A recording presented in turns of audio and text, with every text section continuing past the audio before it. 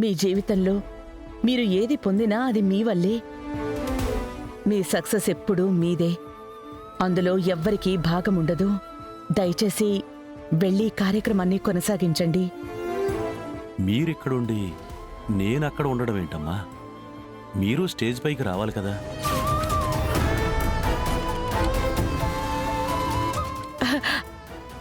అబ్బే, నేనిక్కడే ఉంటాను, పర్వాలేదు, మీరు వెళ్ళండి. అమ్మా ఆనంద భైరవి గారు, నేనిక్కడ ఎమ్మెల్యేని కావచ్చు, కానీ ఇక్కడ ముఖ్యమైన గొప్పవారు మాత్రం మీరే. ఇదిగో అమ్మాయి, ఫ్యామిలీ అందరినీ స్టేజ్ పైకి పిలిచావు.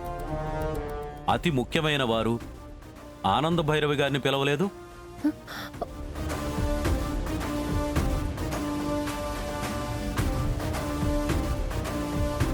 ఏంటమ్మా సంగతి? అబ్బే, అలా ఏం లేదు సార్. యాక్చువల్గా మా పిన్ని వాళ్ళు జస్ట్ ఇందాకే వచ్చారు. నేను పైకి ఆహ్వానించే లోపే మీరు ఆవిడ్ని చూసి కిందికి వచ్చేశారు. పిన్ని, మీరు కూడా పైకి రండి.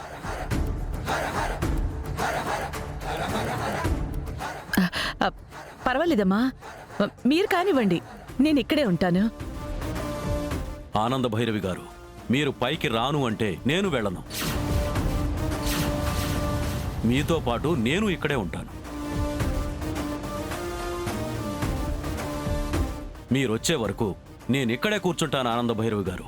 అయ్యో అయ్యో ఎమ్మెల్యే గారు, మీరిలా ఇక్కడ కూర్చోవడం బాగోదేమో. అమ్మో,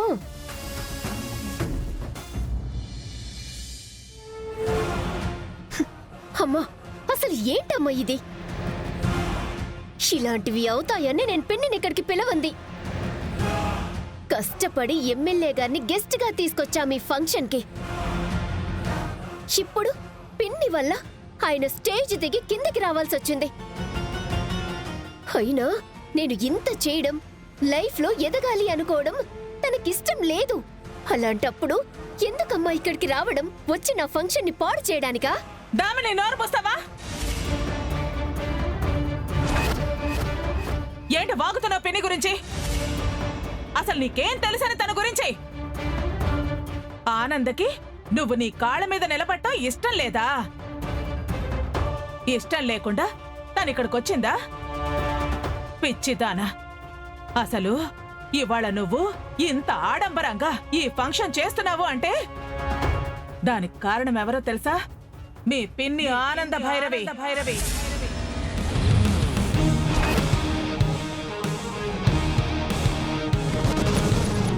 ఈ బిజినెస్ గురించి నేను నీకిచ్చిన డబ్బు, నగలు నాకు నేనుగా నిర్ణయం తీసుకుని బలవంతంగా ఆనందని ఒప్పించి తెచ్చినవనుకున్నావా? మరి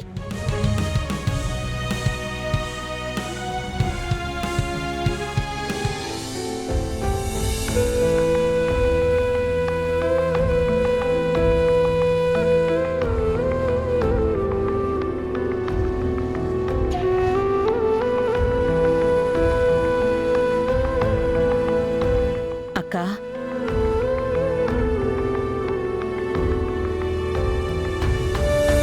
ఏంటానంద?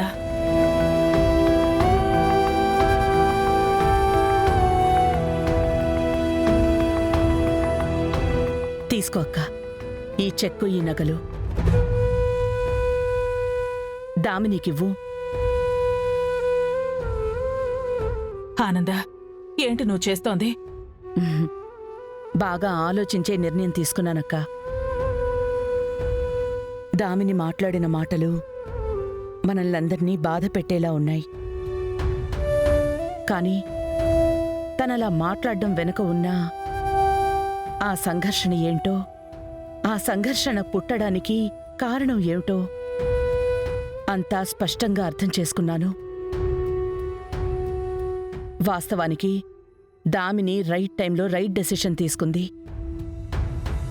తను ఈ ఏజ్లో బిజినెస్ ఉమెన్గా రాణించాలని కసితో నిర్ణయం తీసుకుంది.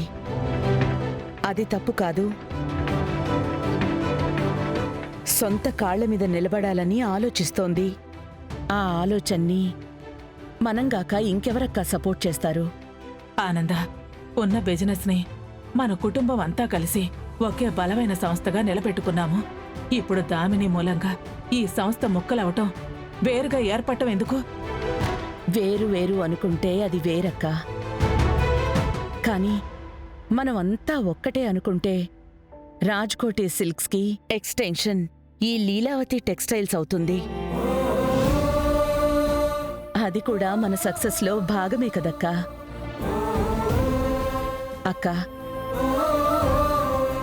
ఇవి నేను నీ కూతురికివ్వడం లేదు, నా కూతురికిస్తున్నాను. ఈ నగలు దామినికి నేనిస్తున్నానని చెప్పకు.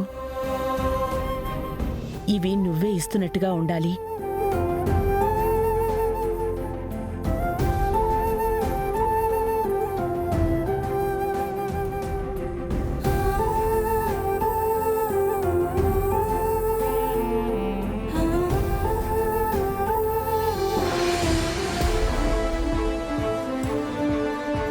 అటువంటి ఆనందని కనీసం మర్యాద లేకుండా అలా స్టేజ్ మీదకి పిలవకుండా కింద జనాలతో పాటు కూర్చోబెడతావా?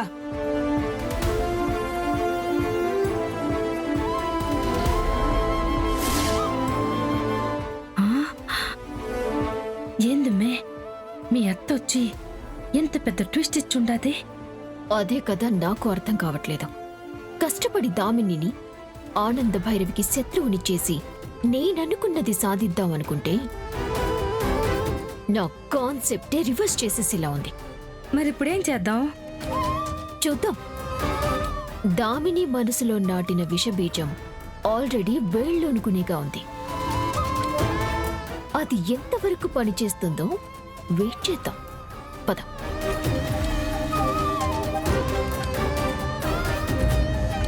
మా పిన్ని ఆనంద భైరవి గారు, దయచేసి ఈ స్టేజ్ మీదకి రావాల్సిందిగా కోరుకుంటున్నాము.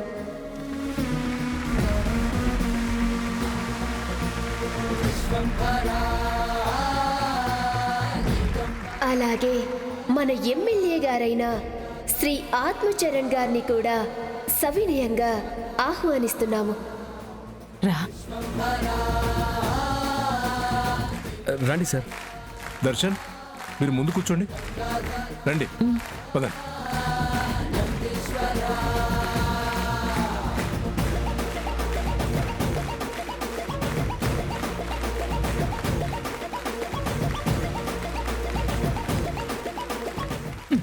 ఏంటే వెతుకుతున్నావు? ఇక్కడ కూర్చోడానికి ప్లేస్ లేదు. వెళ్ళి కింద కూర్చో. వెళ్ళు.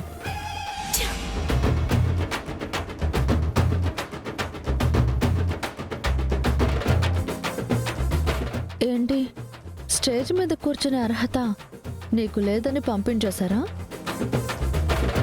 నేనే వచ్చేసాను.